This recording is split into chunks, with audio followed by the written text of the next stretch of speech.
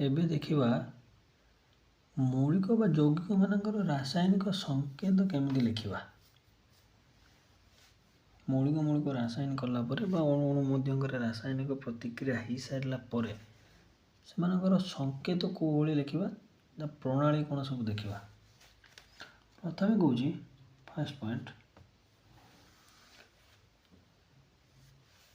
ହେଉଛି ଆୟନର ଯୋଜ୍ୟତା କିମ୍ବା ତା ଚାର୍ଜ ସବୁ ସମତୁଲ ହୋଇଥିବା ଦରକାର। ଯୋଜ୍ୟତା ମାନେ ଆମେ ଜାଣିଥିଲେ ବାହ୍ୟତମ କକ୍ଷରେ ଇଲେକ୍ଟ୍ରନ ସଂଖ୍ୟାକୁ ଯୋଜ୍ୟତା କୁହାଯାଏ। ସେଟା ପରେ ଆମେ ଜାଣିବା ଯୋଜ୍ୟତା କେମିତି କ'ଣ ବାହାରେ। ଯେ ପୂର୍ବରୁ ଆମେ କିଛି ମୌଳିକର ଆମେ ଯୋଜ୍ୟତା କାଢ଼ିଥିଲେ ବା ନିୟମ ଅନୁସାରେ ଆମେ ଜାଣିଥିଲେ, ସେଇ ଅନୁସାରେ ଯୋଜ୍ୟତାକୁ ମାନିକି ଚାଲିବା। ଗୋଟେ ଯୌଗିକ ରାସାୟନିକ ସଂକେତ ଲେଖିବାକୁ ହେଲେ ସେମାନଙ୍କର ଯୋଜ୍ୟତା କିମ୍ବା ଚାର୍ଜ ସମତୁଲ ହୋଇଥିବା ଦରକାର। ସମତୁଲ ମାନେ ବାଲାନ୍ସ ହେଇଥିବା ଦରକାର। ଗଲା ପ୍ରଥମ ପଏଣ୍ଟ। ପ୍ରଥମ ଯୋଜ୍ୟତା বা চার্জ সমতুল ହେବା ଦରକାର। ଆମେ ଏକ୍ଜାମ୍ପଲ ମାଧ୍ୟମରେ ମଧ୍ୟ ଏହାକୁ ଦେଖିବା ହେଲା। ତାପରେ କହୁଛି ଦେଖ ଧାତୁ ଆଉ ଅଧାତୁ ମିଶିକି ଯୌଗିକ ଗଠନ କରନ୍ତି। କହୁଛି ଧାତୁ ଆଉ ଅଧାତୁ ଯେତେବେଳେ ମିଶିକି ଯୌଗିକ ସୃଷ୍ଟି କରିଥିବେ, ରାସାୟନିକ ପ୍ରତିକ୍ରିୟା କରିକି ଯୌଗିକ ସୃଷ୍ଟି କରିବେ, ସେତେବେଳେ ପ୍ରଥମେ ଧାତୁର ନାମ କିମ୍ବା ତା ପ୍ରତୀକକୁ ଲେଖିବା। ଏକ୍ଜାମ୍ପଲ ଦେଇକି ଆମେ ବୁଝିବା। କିନ୍ତୁ ଏଇଟା କହୁଛି ଧାତୁ ପ୍ଲସ୍ ଅଧାତୁ ମିଶିକି ଗୋଟେ ଯୌଗିକ ସୃଷ୍ଟି ହେବ। କହୁଛି ଯୌଗିକର ନାମକରଣ ଯେତେ କରିବା, ଇଏ ଧାତୁର ସଂକେତକୁ ପ୍ରଥମେ ନେବା। ବୁଝିଲା? ଦ୍ୱିତୀୟ ପଏଣ୍ଟ କହୁଛି ଇଏ ଧାତୁର ନାମ ନେବା କିମ୍ବା ଧାତୁର ପ୍ରତୀକ। ସାଧାରଣତଃ ଧାତୁର ପ୍ରତୀକ ନିଆଯାଏ। 3 ନମ୍ବର ପଏଣ୍ଟ। 3 ନମ୍ବର ପଏଣ୍ଟ କହୁଛି ଏହା ପୂର୍ବରୁ ଆମେ ଜାଣିଥିଲେ ପଲି ଆଟମିକ ଆୟନ ସବୁ କ'ଣ ହେଲା। ସେ ପଲି ଆଟମିକ ଆୟନ ଯେତେବେଳେ ମିଶିକି ଯୌଗିକ ସୃଷ୍ଟି କରିବେ, ସେମାନଙ୍କର ସବୁ ଯେଉଁ ଆୟନ ବଳିବ ବା ଯୋଜ୍ୟତା ବଳିବ, ସେମାନଙ୍କର ବଳିବ ନୁହଁ, ଯାହା ବି ତାଙ୍କର ଯୋଜ୍ୟତା ରହିବ ସେମାନଙ୍କୁ ବନ୍ଧନୀ ଭିତରେ ରଖିବା। ବନ୍ଧନୀ ଭିତରେ ରଖି ସାରିକି ତାଙ୍କ ଭିତରେ ଯେତେଟା ସଂଖ୍ୟା ଦେଇଥିବ ସେ ସଂଖ୍ୟାକୁ ବନ୍ଧନୀର ତଳ ପାଖରେ ଲେଖିବା। ସେଇଟା ଏକ୍ଜାମ୍ପଲ ମାଧ୍ୟମରେ ଠିକ୍ ରକମ ବୁଝି ହେବ ହେଲା। ଖାଲି ମନେ ରଖିବା ଯେ ପଲି ଆଟମିକ ଆୟନ ଯେଉଁମାନେ ଥିବେ,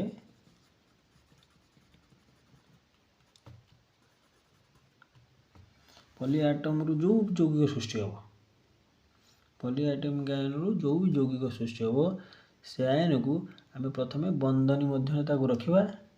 ଆଉ ଯେତିକି ଅନୁପାତ ସୂଚେଇଥିବ ସେ ସଂଖ୍ୟାଟିକୁ କ'ଣ କରିବା, ବନ୍ଧନୀର ଡାହାଣ ପଟକୁ ତଳରେ ଲେଖିବା। ଏକ୍ଜାମ୍ପଲ ମାଧ୍ୟମରେ ବୁଝିବା। ହଉ, ଏକ୍ଜାମ୍ପଲ ନେବା। ପ୍ରଥମେ ଗୋଟେ ଏକ୍ଜାମ୍ପଲ ନେବା।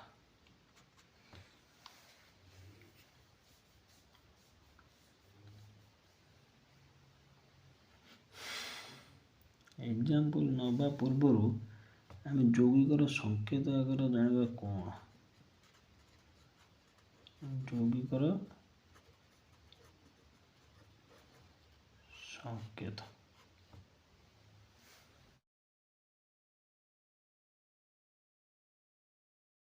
କହୁଛି ଯେତେବେଳେ ଯୌଗିକର ଆମେ ସଂକେତ ଲେଖିବା ବା ଆଣବିକ ସଂକେତ ଲେଖିବା, ପ୍ରଥମେ କ'ଣ କରିବା, ସେ ଦୁଇଟି ମୌଳିକର ପ୍ରତୀକକୁ ପାଖାପାଖି ଲେଖିବା। ସାଧାରଣତଃ 2ରୁ ତତୋଧିକ ମୌଳିକ ମିଶିକି ଯୌଗିକ ସୃଷ୍ଟି ହୁଏ ନା। ତାର ଆଣବିକ ସଂକେତ ଲେଖିବା ପାଇଁ ହେଲେ ଆମେ ପ୍ରଥମେ ସେ ମୌଳିକର ନାମ ଗୁଡ଼ିକ ବା ପ୍ରତୀକକୁ ପାଖାପାଖି ଲେଖିବା ପାଇଁ ହେବ। ଏକ୍ଜାମ୍ପଲ ନେବା। Late sodium. Sodium chloride NaCl କ'ଣ ଗୋଟେ ଯୌଗିକ, ଇଏ ଗୋଟେ ମୌଳିକ, ଇଏ ଗୋଟେ ମୌଳିକ, ଦୁଇଟି ମୌଳିକ। ସେ ଦୁଇଟି ମୌଳିକର ସୋଡ଼ିୟମର ସଂକେତ ହେଉଛି Na, କ୍ଲୋରିନର ସଂକେତ Cl। ତାହେଲେ ପ୍ରଥମେ ମୌଳିକକୁ ଆମେ ପାଖାପାଖି ଲେଖିବା। ଏଇଟା ହେଉଛି ପ୍ରଥମ ପଏଣ୍ଟ। ମୌଳିକ ଦୁଇଟି ନାମ ପ୍ରଥମେ ପାଖାପାଖି ଲେଖିବା ପାଇଁ ହେବ।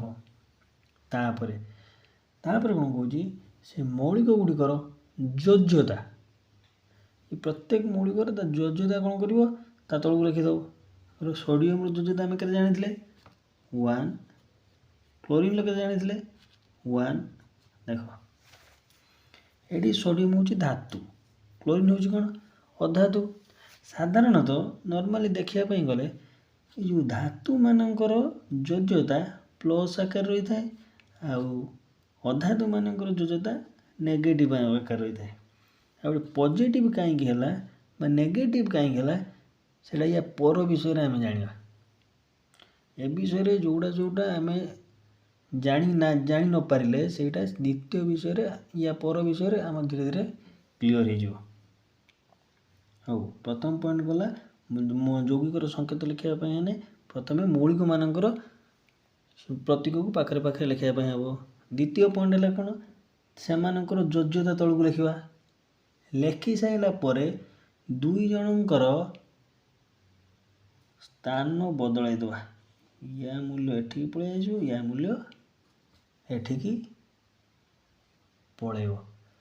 ତାହେଲେ ଯୋଜ୍ୟତା ସଂଖ୍ୟା ଦୁଇଟିର ସ୍ଥାନ କ'ଣ କରିବା, ଅଦଳ ବଦଳ କରିଦେବା। କରିସାରିଲା ପରେ ଦେଖ, କରିସାରିଲା ପରେ ଡାଇରେକ୍ଟ ଲେଖିବା Na କେତେ ହେଲା ଗୋଟେ, NaCl ଗୋଟେ Cl, ଏଇଭଳି ନାଁଟି ଆସିବ। ଆଉ ଦୁଇ ତିନିଟା ଏକ୍ଜାମ୍ପଲ୍ ନେଇ ସାରିଲା ପରେ ଆମେ କ୍ଲିଅର୍ ହେଇପାରିବା ହେଲା। ମୁଁ କହିଦେଲି ମୂଳରୁ ଧାତୁଙ୍କର କ'ଣ, ସାଧାରଣତଃ ଧାତୁର ଯୋଜ୍ୟତା ପଜିଟିଭ୍ ଆକାରରେ ନିଆଯାଏ, ଆଉ ଅଧାତୁମାନଙ୍କର ଯୋଜ୍ୟତା ନେଗେଟିଭ୍ ଆକାରରେ ନିଆଯାଏ। ସେଭଳି ଆଉ ଗୋଟେ ଦେଖିବା ଏକ୍ଜାମ୍ପଲ୍ ବା ମିଥେନ୍ ଗ୍ୟାସ୍।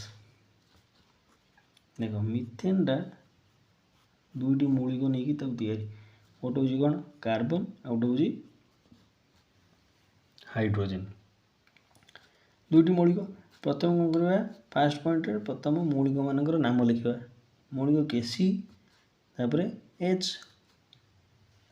ହଉ, କାର୍ବନର ଯୋଜ୍ୟତା ଆମେ ୟା ପୂର୍ବରୁ ପଢ଼ିଥିଲେ, କାର୍ବନର ଯୋଜ୍ୟତା ହେଉଛି 4, ରହିଲା 4। ହାଇଡ୍ରୋଜେନ୍ର ଯୋଜ୍ୟତା କେତେ 1। ଫାର୍ଷ୍ଟ ପଏଣ୍ଟ ସରିଲା, ଦ୍ୱିତୀୟ ପଏଣ୍ଟ ଲେଖିଲେ। ତାପରେ ତୃତୀୟ ପଏଣ୍ଟ କ'ଣ କହୁଛି, ଏ ଦୁଇ ଜଣଙ୍କର ଯୋଜ୍ୟତା କ'ଣ କରିବା, ଅଦଳ ବଦଳ କରିଦେବା। ହାଇଡ୍ରୋଜେନ୍ର ଯୋଜ୍ୟତା କାର୍ବନ ପାଖକୁ ପଳେଇବ, ଆଉ କାର୍ବନର ଯୋଜ୍ୟତା ହାଇଡ୍ରୋଜେନ୍ ପାଖକୁ ପଳେଇବ। ତାହେଲେ C1, ତାହେଲେ କାର୍ବନ କେତେଟା ଗୋଟେ, H କେତେଟା ହେଲା 4, ତାହେଲେ CH4। এইটা ହେଲା ମିଥେନ୍ ଗ୍ୟାସ୍ର ସଂକେତ, ଯୌଗିକ ଆଣବିକ ସଂକେତ ମିଥେନ୍ ଗ୍ୟାସ୍ର। ସେଇଭଳି ଆମେ ଆଉ ଗୋଟେ ଏକ୍ଜାମ୍ପଲ୍ ନେବା। ଦେଖ ଆଉ ଗୋଟେ ଅଛି କ୍ୟାଲସିୟମ୍ ହାଇଡ୍ରୋକ୍ସାଇଡ୍। ତାକୁ କ'ଣ କୁହନ୍ତି, କ୍ୟାଲସିୟମ୍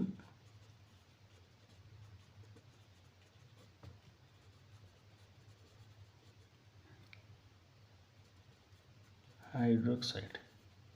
ଦେଖ ये जो हाइड्रोक्साइड कौच, देख कैल्शियम तो गोटे धातु सी हूँ Ca। ये जो हाइड्रोक्साइड कौच एटा हूँ गोटे पॉलीएटॉमिक आयन, जोटा कहते OH मिसी थाए। देख ये अधातु, ये भी अधातु, दुईटी अधातु मिसिकी पॉलीएटॉमिक आयन होती। या पूर्व आम पढ़ी पॉलीएटॉमिक कौन, दुई बा अधिक परमाणु मिसिकी जो आयन सृष्टि करते आम कौन कहते पॉलीएटॉमिक आयन। देखो सी हाइड्रोक्साइड हूँ ये पॉलीएटॉमिक आयन, और कैल्शियम हूँ कौन गोटे धातु। देख कैल्शियम योज्यता ये फास्ट पॉइंट गला, आम मौलिक मान नाम लिखिदे। ये मौलिक, ये कौन कहल मौलिक ना यौगिक, तुम चिंता करी कह। और द्वितीय पॉइंट आम कौन करवा, एम योज्यता लिखा।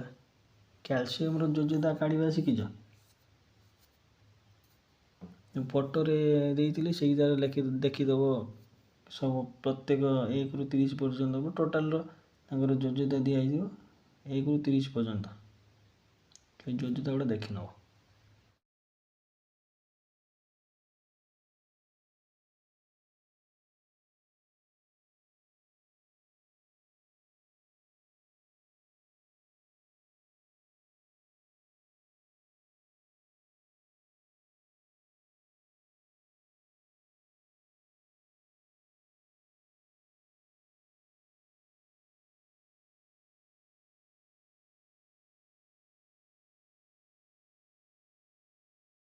कैल्शियम योज्यता हूँ 2+।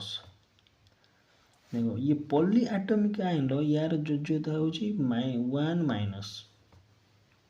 हाँ योज्यता लिखिदे लिखि सारा पर कौन करवा अदल बदल करवा ये या पाक आसो ये या पाक जीव सीए गोटे ताले सीए रहा गोटे।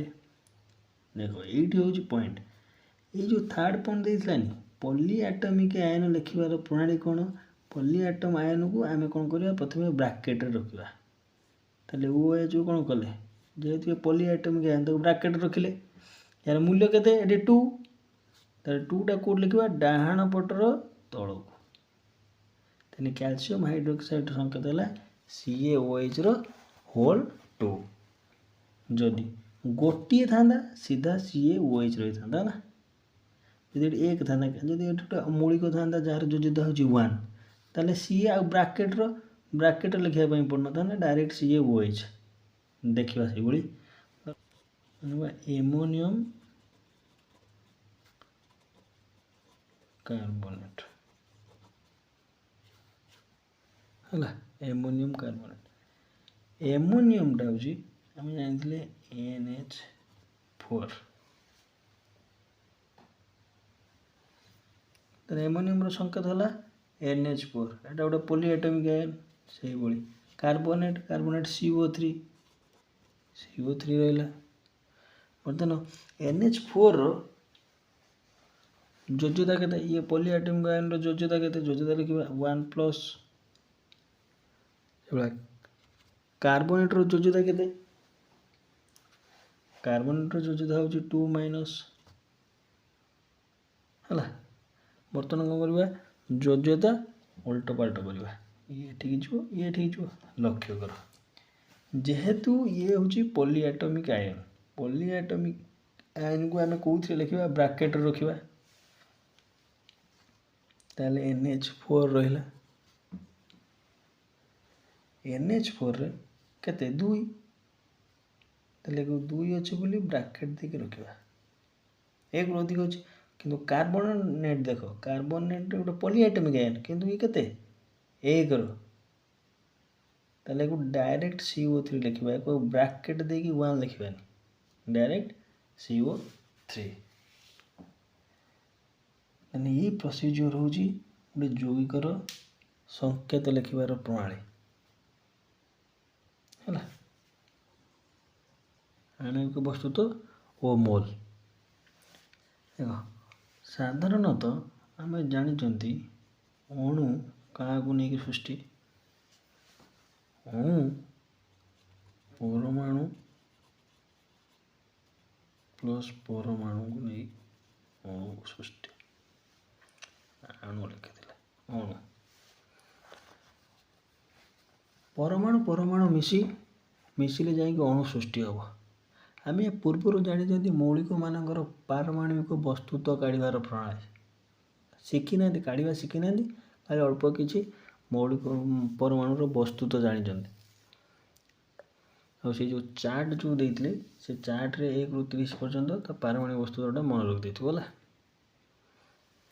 ताले आम जदि प्रत्येक परमाणु ये मौलिकर बा परमाणुर वस्तुत्व जदि काढ़ीदवा से वस्तुत्व को मिसईदे सी अणुर आणविक वस्तुत्व बाहरी पार ना बाहरी पार ताले आमको प्रथम परमाणुर पारमाणिक वस्तुत्व जानी दरकार ताले परमाणुर पारमाणिक वस्तुत्व को आम जदि मिसईदवा ताले आणविक वस्तुत्व बाहर कर ये हूँ गोटे आनुपातिक संख्या है यार एकक से जमीती से कौन AMU एटॉमिक मास यूनिट कौ संकेत रचि ना U है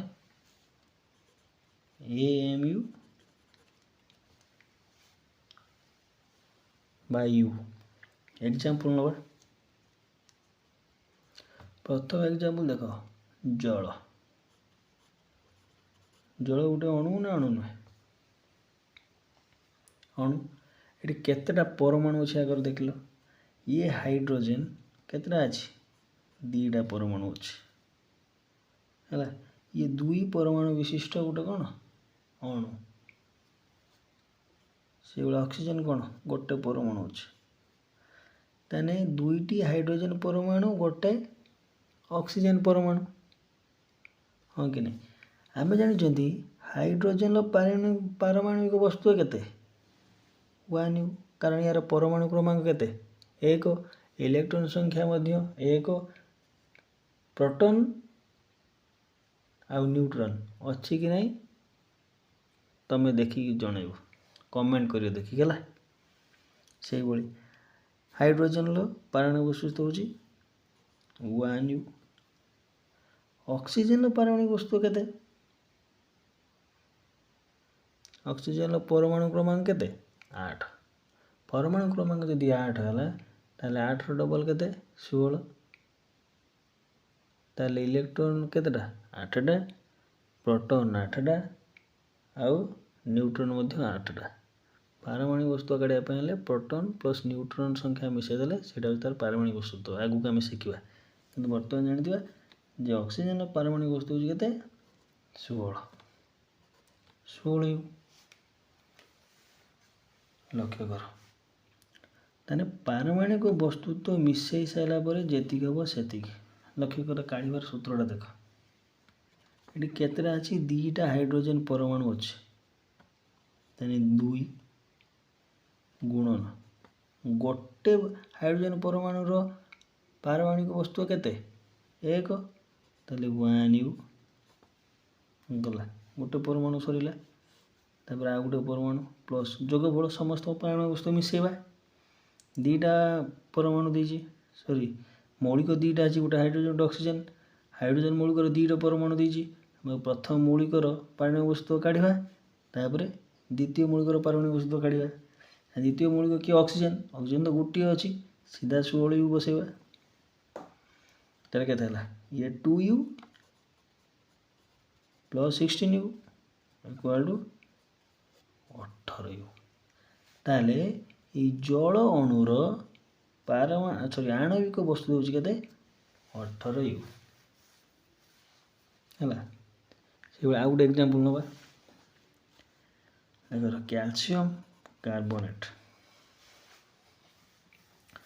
ये केतेटा आगर मौलिक देछि देख कैल्शियम गोटे मौलिक देछि कार्बन गोटे मौलिक अच्छी ऑक्सीजन गोटे मौलिक अच्छी कि देख कैल्शियम गोटे परमाणु कार्बन गोटे परमाणु किंतु ऑक्सीजन देख केतटा अच्छी 3टा गोटे 2टा 3टा परमाणु अच्छी आमर आम कौन करने प्रथमे प्रत्येक मौलिकर पारमाणविक वस्तु काढ़ापी हम कैल्शियम पारमाणविक वस्तु केते गोटे अच्छी गोटे अच्छी 1 इंटू कैल्शियम पारमाणविक वस्तु हूँ 40 U एमती भी जापर कैल्शियम परमाणु क्रमांक हूँ 20 ताले 20टा इलेक्ट्रॉन 20टा प्रोटॉन 20टा न्यूट्रॉन तार पारमाणविक वस्तु तो काढ़ार फर्मुला हूँ कौन प्रोटॉन प्लस न्यूट्रॉन को मिसई देव जी है से प्रोटॉन संख्या प्लस न्यूट्रॉन संख्या प्रोटॉन संख्या है 20 आउ न्यूट्रॉन संख्या है केते 20 20 20 40 भी गला प्लस तापर को मौलिक देछि कार्बन कार्बन परमाणु क्रमांक केते 6 ताले 6 6 12 U गोटे अच्छी 1 इंटू 12 U प्लस ऑक्सीजन केतरा अच्छी ऑक्सीजन अच्छी 3टा परमाणु गुणन गोटे ऑक्सीजन परमाणु पारमाणविक वस्तु तो केते परमाणु क्रमांक हूँ 8 ताने पारमाणविक वस्तु केते 16 U टोटाल भी मिसेवा 40 U plus 12 U plus 48 U total केते है 100 U ताने कैल्शियम कार्बोनेट आणविक वस्तु तो है केते 100 U से भाई जिते भी यौगिक देथिबो जिते भी अणु देथिबो सेमानकर आणविक वस्तु तो काढ़ार फर्मुला हूँ यहीटा आ मोलटा कौन ये जिनसा हूँ इम्पोर्टाट मोलटा हूँ इम्पोर्टाट देखा है आ गोटे एग्जांपल नब कि सोडियम क्लोराइड सोडियम रो ये गोटे मौलिक तार केतरा मौलिक भाई देख मौलिक संख्या केते मौलिक संख्या होची दीटा सोडियम रो केते कहलो सोडियम रो परमाणु क्रमांक 11 ताने इलेक्ट्रॉन 11 प्रोटॉन 11 कि न्यूट्रॉन संख्या टी अधिक अछि 12 ताले परमाणु क्रमांक पारमाणिक वस्तु होची केते 23 पर ये सोडियम गोटे गुणन यार पारमाणिक वस्तु केते 23U प्लस क्लोरीन केते क्लोरीन होची 17 हल तार 35 गोटे अछि गुणन 35U इक्वल टू केते 23U प्लस 35U 5 3 8 3 2 5 ताले 58U सोडियम क्लोराइड पारमाणिक वस्तु तो होची 58U या पर देखिबा मोल कोन एटा होची भारी इंपोर्टेंट जिनिसटा मोलटा जानिया दरकार हला।